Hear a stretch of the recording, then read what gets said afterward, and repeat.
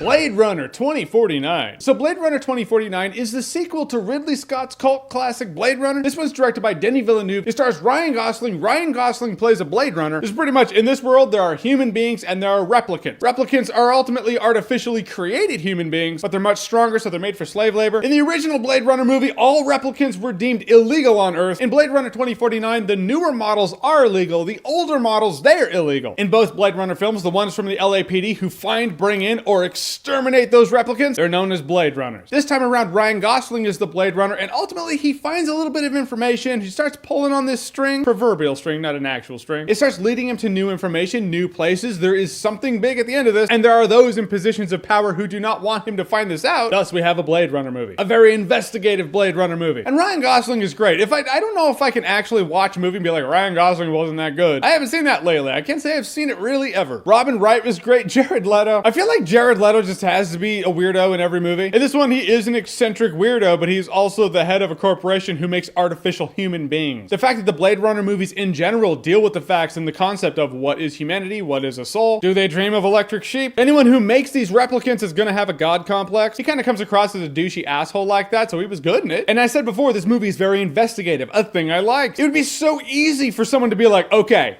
Blade Runner sequel. No, 2 words, action franchise. Not here. You get the feeling Denis Villeneuve was like, I am a Blade Runner fan. I want to make a Blade Runner movie how a Blade Runner sequel should be. It felt like a proper Blade Runner sequel. It's a very investigative movie. One thing leads to the next thing, which leads to the next thing. All the while asking the questions, just seeing how human beings address replicants in this world, you're like, it feels like you're all dicks to them. But to them, they're hardware. But in the history of any civilization that had slave labor, that's how they saw them. Tools, not people. And Harrison Ford being in this movie, I was actually really concerned because by the end of Blade Runner, depending on which version you watch, but I feel like at the end of every version of Blade Runner, there's strong implication, but you never get this hard answer about who he is, what he is. And I was scared going into this movie because I was like, I don't want a hard answer. Again, you get strong implications, but you don't get hard answers. You get an answer about as strong as an origami unicorn on the ground at the end of the first movie. So I love how he handled that. I feel like that's why he took on this whole project. So he was like, if I don't, someone's gonna screw that up. And I like the tech in the world. The scenery and the tech just really fleshes out the world. I loved looking at this world. It's really cool to look back at the original Blade Runner and you're like,